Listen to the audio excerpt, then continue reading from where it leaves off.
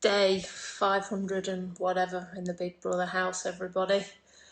I honestly don't know what day it is. I have washed my hair. My roots are shocking, but we're going to model on through. So today I have Rebecca Morgan on. So Welsh player, been on tour for 20, well, I don't even know how long. We don't need to talk about it, but has played LPGA and LET for many years and won the Hero Indian Women's Open in 2018, which was her first win, which is mental to be quite honest. But she finally got over the line and she's going to join us right. Well, hopefully. She did say she might leave me hanging. There she is. Hi. Hi, the AirPods are in. I know, thought I'd use one. How you doing? Good. You just said my name was Rebecca, which is very formal, Sophie. Yeah. Yeah. Well, Becky, Bex. That's it, I really. thought I'd have a cup of tea while I was doing it as well, if you don't mind. Great. Hold on. Great stuff. Right. COVID-19. Is it boring you yet? Actually, I've been okay. Honestly, like I've sort of occupied myself. I managed to come out to the country. I obviously live in Scotland now. And I've just been sort of busying myself with random stuff. So I've been actually okay. I've kind of got the idea that all the youngsters have got their net, they've got their mat, they've got their put-out mat, and all the more experienced players are just like, we aren't playing for a long time. So No, actually, yesterday worked out the last time I sort of hit the golf ball was the 11th of March, I think, sort of in between Abu Dhabi and Saudi when it hadn't yet been called off. I went for a lesson, and that was then literally the last time I've actually hit a golf ball, and I haven't yet missed it, I have to say. I mean, I've been like swinging and stuff in mirrors, but I haven't actually thought, oh my God, I really want to go out and play golf yet. So maybe that's 20 years of slogging away on tour. yeah, I think it is. You've done your hard work in that sense, haven't you? People like look at Lee Westwood. I mean, what did he do? Practice 6 hours before going to the World Golf Championship in Mexico and played pretty well. Yeah, exactly. Yeah, it's a funny time. So, what's the longest you've gone without playing any golf? Is this going to be the longest? Do you think? I mean, I usually have a pretty good off season, so I mean, I would quite comfortably go 4, 6 weeks maybe without touching a golf club because at this stage, I feel like I sort of need to get the desire back. The end of the season, how much? Okay, great, have a break now. And I've never thought, oh, I just want to play golf until I actually get the urge to pick up my golf clubs. I honestly, will just put them away in the cupboard, and then about usually between 4 and 6 weeks later, I think, actually I sort of miss golf, and then I'll have the desire to go out and practice again. But put in the hours. But I've never been a huge practicer, honestly, like from day one since I was 12. So it's not like this. I need to stand on the range for hours and I don't feel guilty about practicing for an hour as long as I get something out of it. It's fine. Yeah, I think you just learn to manage your game, don't you? You've probably put in enough reps. When do you think you're going to be playing again? Do you think the LET will be back this year? Yeah, I do. I mean, obviously, like the last few days, like big tournaments have gone away. I mean, Wimbledon obviously is June, July. And then I think that they just announced the Opens cancelled this year. Is that today? Not yet. No, they've Oh, not just yet. released a statement saying that we have not said that. So Oh, I must have fake news yeah. somewhere. So I know that starts to scare me when they start cancelling things in July. But I mean, obviously, like the Open is such a big event that they have so many things to do beforehand. Whereas, obviously, most of the LET events, we don't have the infrastructure that they do. So I think we're better at sort of cancelling it, 3, 4 weeks in advance versus months. But I do think we'll be back. But I bet it's not till July, August for sure, if Yeah, then. such a shame because we've had many years of a drought in I tournaments. know. Yeah, and We have now so many great events this year, and then I was so excited to start. Sort of my first official event, was going to be Saudi because I skipped Australia and South Africa. Obviously, with hindsight, I wish I'd gone now, but I was so excited to get going in Saudi, and then obviously this has sort of come across. So, obviously there's bigger things going on, but it was a bit disappointing. yeah, it was. we don't really, weirdly, we don't play well in Australia, do we? That's That's one of the reasons I decided not to go. It's like I'm not going to spend money in Australia this year. I'll just stay at home. But obviously, the last event I played was December in Kenya, so it's been a long time. So how are you coping? Financially, what are you doing to kind of cope that way, and with your brain? How are you keeping yourself occupied? Yeah, I mean, financially, obviously, like I've been on tour 20 years. I've had some relatively good years, especially in the States. And so at the moment, I'm not panicking about that. Obviously, it's not having any income is quite tough, but I'm also fortunately not spending too much money either, because I've had all these flight rebates and vouchers coming back my way because I'm quite a planner. So at the moment, I'm not panicking about that side of things. Obviously, as it goes along, we'll see. Obviously all this self-employment stuff that's been in the news about payments and stuff, I'm not really sure about. But financially, obviously watching the news and stuff, there's people who are in dire situations, and so I can't bitch about, not making any money right now. But boredom wise, I've actually been okay. Like I've just, I said I'm sort of staying out in the country, so I have a bit of a garden, well, quite a big garden that it's not mine, but that I've been sort of gathering. It's like gathering branches and twigs and stuff for the fire, because we have a log fire. So I've sort of turned into this cave woman. I bought like an axe and a saw, so I like set up this. I know it sounds ludicrous.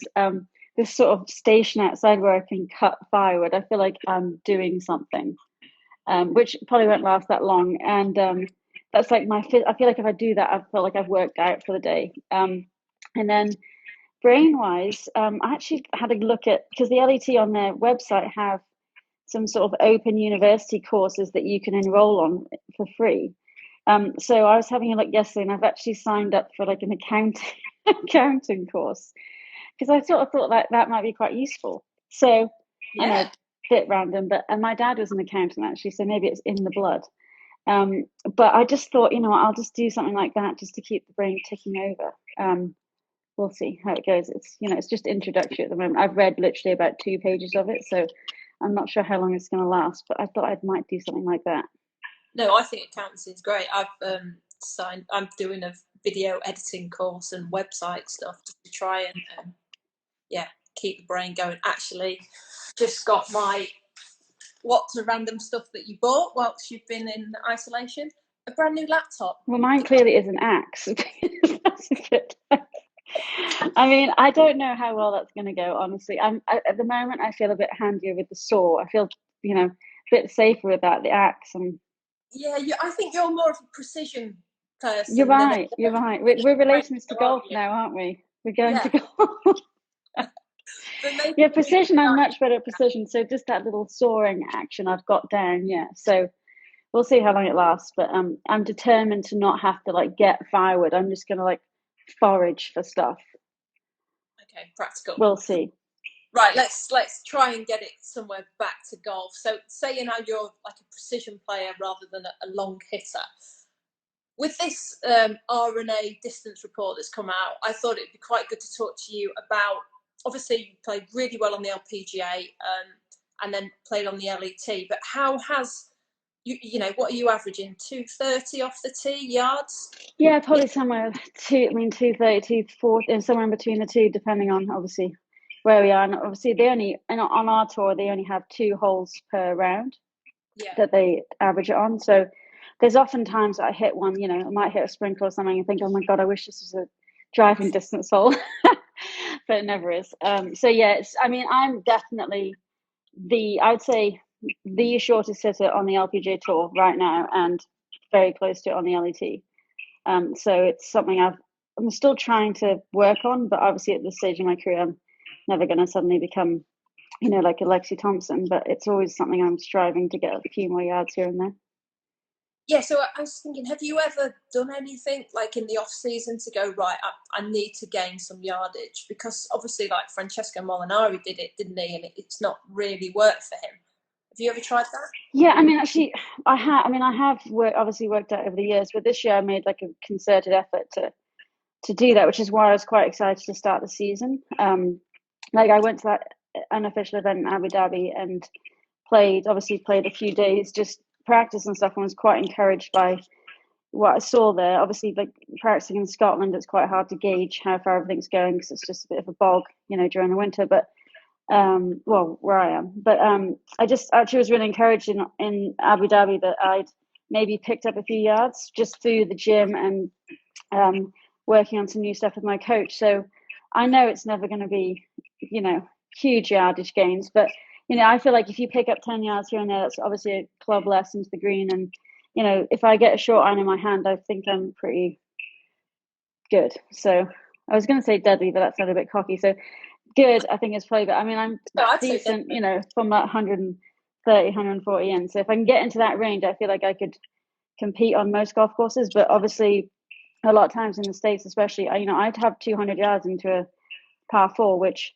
for the guys, is probably a 6 iron. For me, that's pretty much all I got. So if I can just, keep plugging away at it, maybe by the time I retire, I might not be the shortest hitter.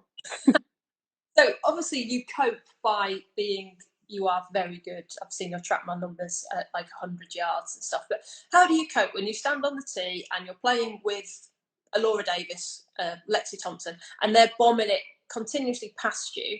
What's your mindset? Because a lot of people on here might not be the longest players in their group at home. How do you? Because a lot of people stand on the tee and start trying to hit it harder and harder. How do you? Mm-hmm.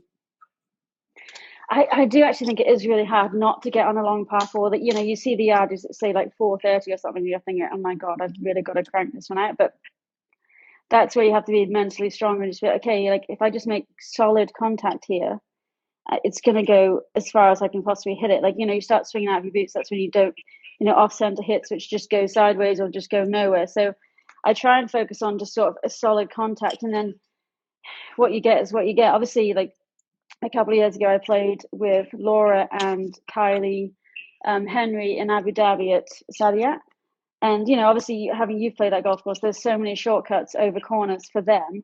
I'm sort of going around the corner and meeting them on the green, basically. But Laura actually, what those 2 days I played, I mean, okay. I mean, I could definitely set myself goals at certain golf courses. That place, I know I'm probably never going to win, but if I could have a top 15, top 20, I feel like I've achieved my goal for the week. Laura just said, sort of going around, she's like, you just manage your game really well. You know that you can't go that way, you can't go this way. You just sort of manage, par five, they might be going for it in two, and I'll lay up to a number that I like. Or I think strategy wise, I'm quite good like that. So I can just sort of sometimes zone it out.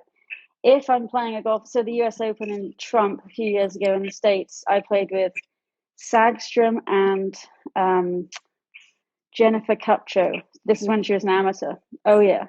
And it was such a bog. So it literally where your ball pitch is where you played from. And honest to God, I walked off after 2 rounds and thought I never wanted to play golf again. Because it was just, that's I think where I really thought, you know what? Distance is so key right now that you can't honestly compete. I mean, you can compete, but you can't be one of the top players in the world if you don't hit it a long way. And so I feel quite fortunate that I'm sort of towards the end of my career where, I've had some good years, but there's certain golf courses I can still compete on. But, those US Open type golf courses, like I probably honestly won't bother ever entering again because I know that I cannot compete there. So I just sort of pick and choose where I go and try not to get too down in the dumps about it. Yeah, I've got to say, when I played the US Open, it was a bog, and I felt exactly the same. I remember that there was a storm coming in, and my caddy Dan said to me, "We need to play this fifth hole before the storm comes in, because if we come back to this hole tomorrow, you're not reaching it." I'm like, "Yeah, you're right. Like, Wrong drive it time of day. forward." Yeah, so it's a rush to finish it. But I was looking at the stats because obviously with all this technology coming in the men's game, they've really gone hard on it. But in the women's game, I don't think people have looked into it as much. So in 2010, the longest hitter on the LPGA was Michelle Wing at 274 yards. And I don't think we can put in this year's because they were in Australia. But the longest hitter last year was Anne Van Dam at 283. So that's only 10 yards, but it's still a club. But then I looked down at the 40th place, and I think that was the difference. The average player is a lot longer now. So 40th in 2000 was 244 yards, but 40th last year was 263. Yeah, So exactly. I think that's, and I think fitness has definitely come into it. But what are your thoughts about the technology? Because I think you can shape a golf ball. I think you manage, like Laura said, really well. Do you think you're hindered through people that just literally stand there and smack it as hard as they can and then just get a wedge in around? Yeah, I mean, honestly, we could discuss this for hours because, I mean, everyone has their own point of view. I think if you're a short hitter, you wish that golf courses were, you know, not wide open. And I think that's why I actually came back to play in Europe, because I felt like we played some more traditional golf courses over here where fairways are tight, there was a premium on actually hitting it accurately. Whereas in the States, most definitely gone to sort of wide open, hit it wherever you like golf courses. And I think it has taken a bit of skill out of the game, but I know that the majority of golf fans are men, and they probably really enjoy watching guys smash it 350 yards. But there's definitely things that can be done. I mean, I don't want to ruin the game because hitting it far is a skill of the game, 100%. I mean, they work out really hard. They have the ability to, I mean, their swing speeds are astronomical. But I just wish that the non-glamorous stuff was also still relevant. I mean, you look at a lot of golfers now that were very good, 5-10 years ago on both tours that sort of just become fairly average run-of-the-mill golfers, but still haven't lost their skills. They just don't hit it far enough. So I wish something would be done, but I don't see that happening anytime soon. Yeah, I remember when I was bitter and twisted as an amateur, and somebody got picked for the Curtis Cup, and I literally, I think the reason they got picked was because they'd been to Ping, and the guy had basically made them a golf set which had made them so much better at golf. It was like a game improvement set, and it was really, I think it can definitely help amateurs. Oh, Absolutely. 100%. I would just like it to be a little bit more limited in the professional game. I mean, like I switched to Yonex this year. Last year. And the first set I had with them, I've always been very traditional irons, like fairly standard lofts and stuff. And I went to a set that was technically their game improvement set, which is a great set of golf clubs. I would recommend any like average male or female to use it, because I mean I was hitting my 8-iron 15 yards further, but I was so used to the numbers that I had that I couldn't get my head around it at all.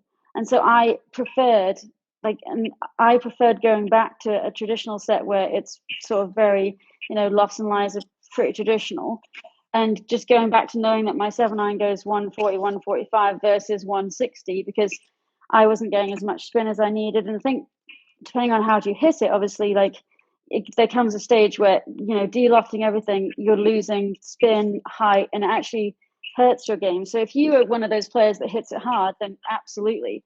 But, your average golfer, average tour player like me is much better off with traditional stuff, because I know that spin rates and stuff like that. But I mean, some of the sets now, you hit them, you're like, oh my God, that's massive. But I'm 20 yards over the green, so I can't judge it. So I went back to a set that was, very clean looking, and I've done way better since. But it was a great set of golf clubs. I loved the idea of it, but I couldn't manage it. So you said that you select your golf courses. Savvy app, probably not ideal. Buckinghamshire, Emirates. But what is ideal for you was the Indian Open. So DLF Country Club, for those of you that don't know, I describe it as Disney World on steroids. It is the most scariest golf course you will ever go on. If you miss hit one shot, you've lost your ball, definitely, haven't you? 100%, yeah. Greens have got elephants underneath them. The men and the women play it every year, so make sure you get into Sky Sports and watch it. But when you turned up there and you thought this course is for me, didn't you? Just right up your street. Yeah, and because we'd actually played there before as well, because I think I've gone to maybe 10 Indian Opens, 11 Indian Opens now. And we actually started off playing there earlier too, when it was before they changed the back nine that Gary Player designed.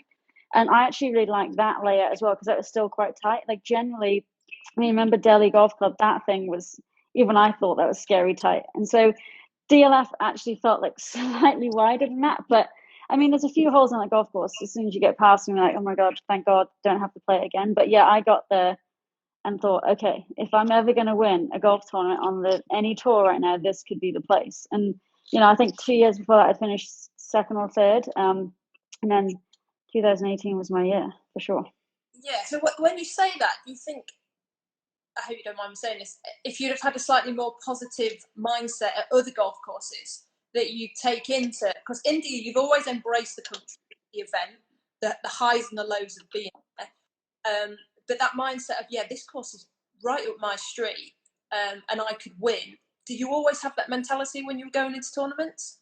I mean, I think first off, like when I first got on tour, 100%, like I had plenty of opportunities to win, even in the States and in Europe. I mean, I didn't play as much in Europe then, but I think as the years went on and I hadn't won, I sort of got to the stage, even though I'd put myself in position to win, I'd somehow talk my way out of it, and then you sort of get this fear, I think, after 15 years of not winning, that you have a 2-3 shot lead. I had plenty of times where I was in the lead going into the last round and managed to, someone played better than me or I screwed it up, and so I think I'd sort of got to the stage where I don't know, I'd sort of given up on winning, which almost might have made it easier, because I thought, I'll just go play golf, like do something different this time and see what happens, versus, oh God, I'm going to look like an idiot, I'm going to lose again. So that worked in, the last round in India. I mean, I definitely didn't get any sleep the night before, but I just went into that round with like a mantra in my head that I was just going to say to myself, I wasn't going to let other stupid thoughts creep in, and obviously it worked. Hasn't worked since, but it worked that way. Yeah, I listened to Xander show play, and he was saying when he was going to win one, he actually said to himself, I have to go through this to win. Like this feeling, I have to embrace it and go through it.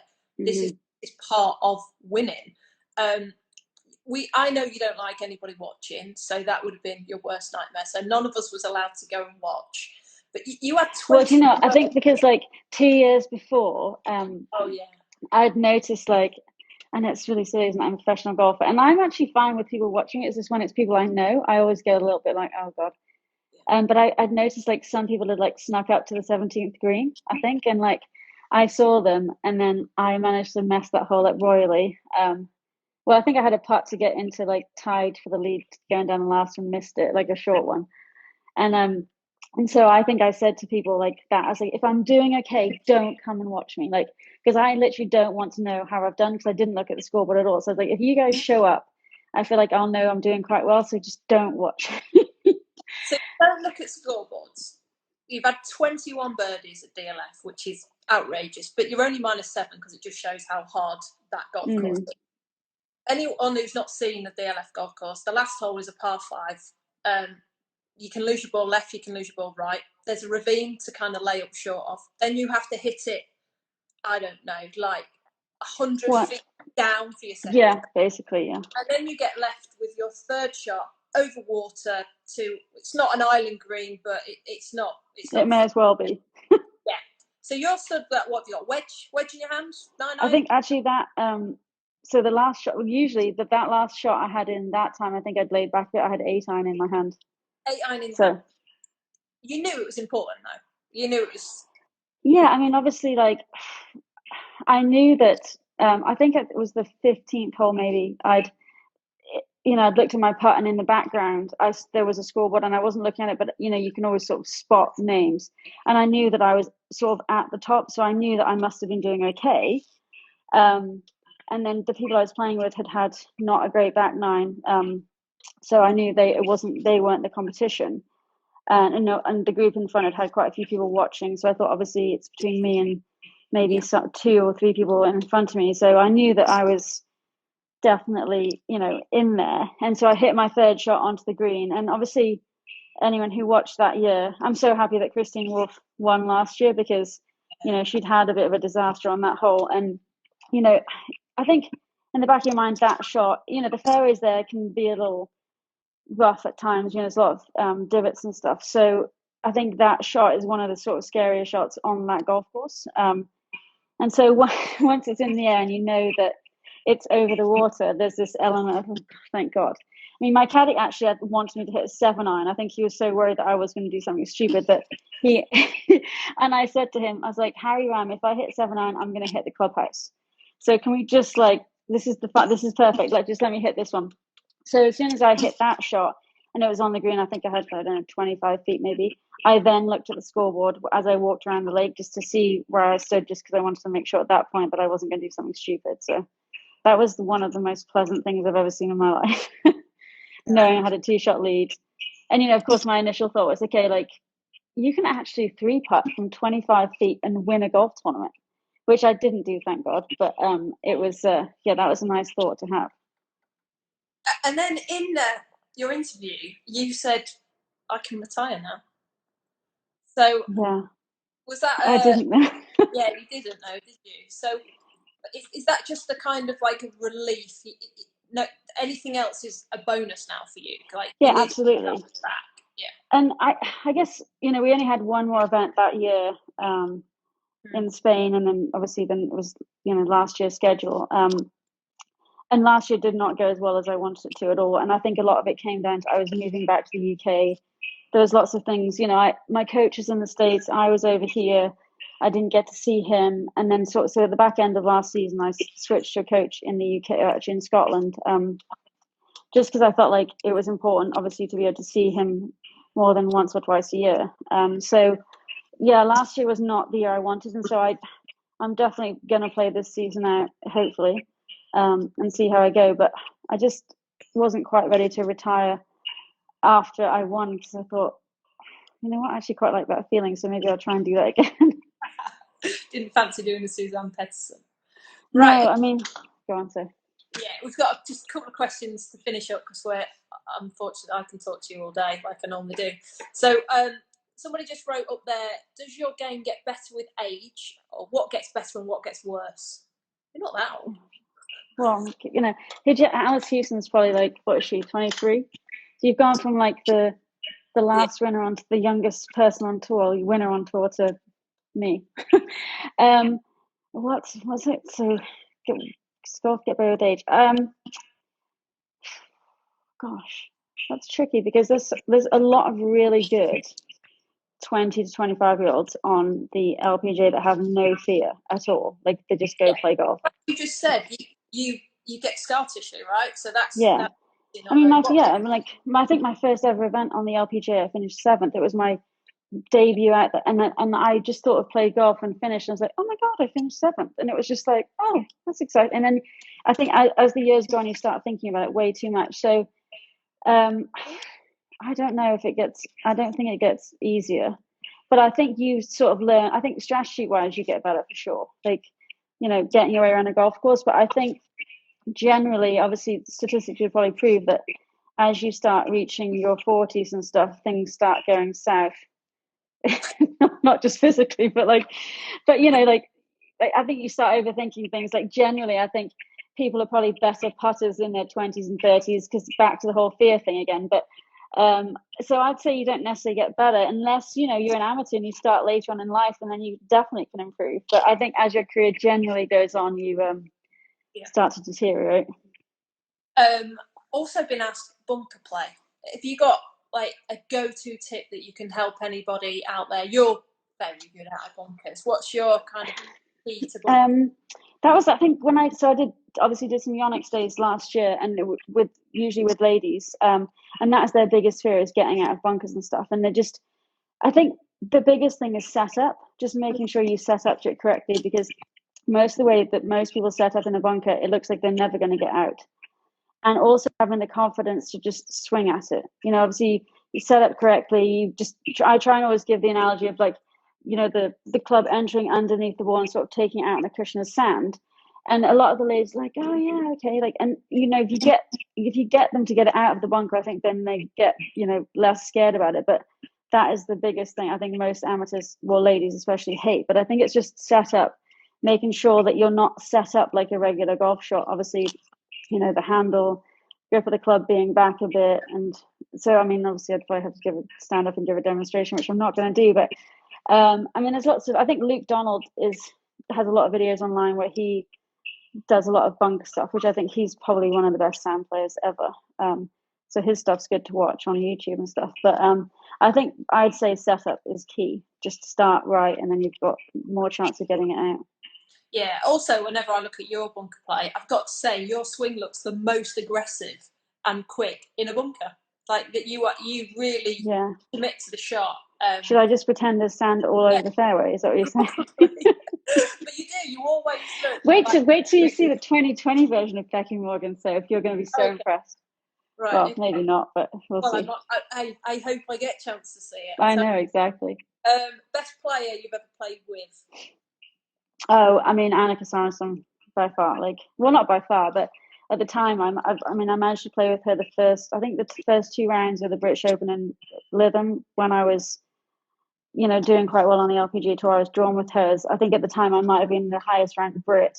So, how you sort of end up playing with someone who's good. So, I played with her a few times over the years, and she's impressive for sure.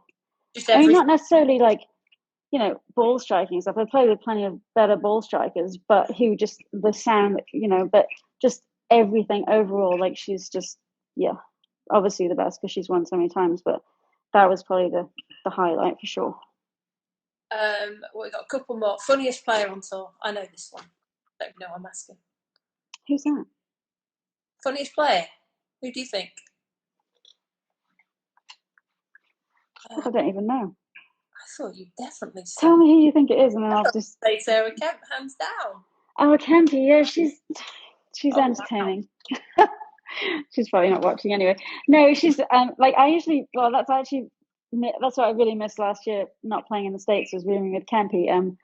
She is very entertaining. She's the easiest person in the world to room with too.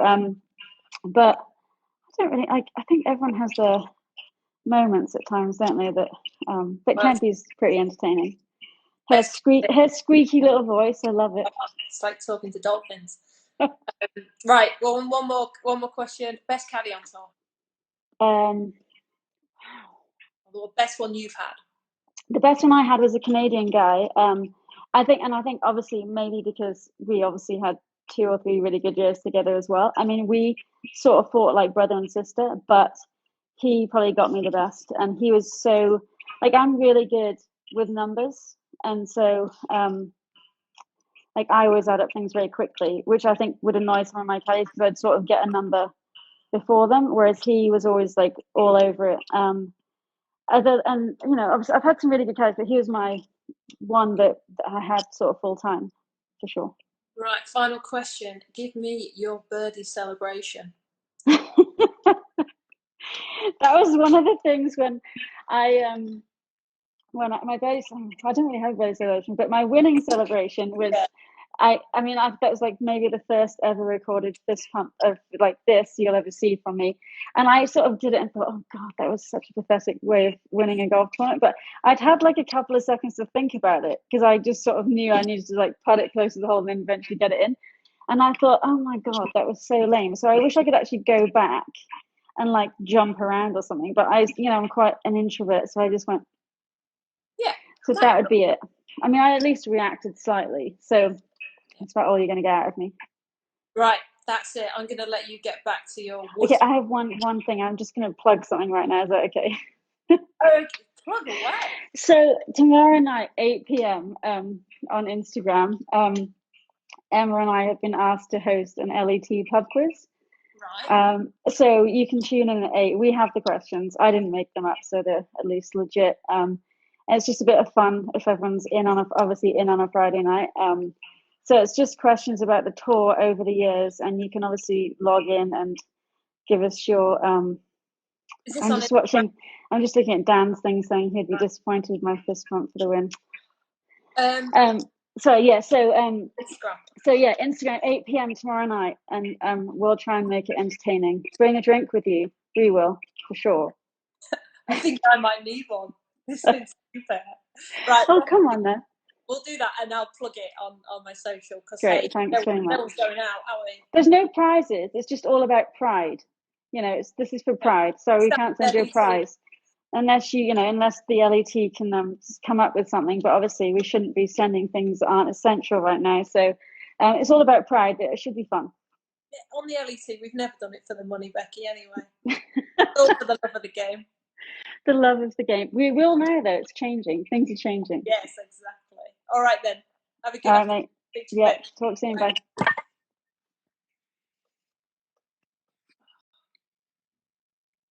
That was Becky.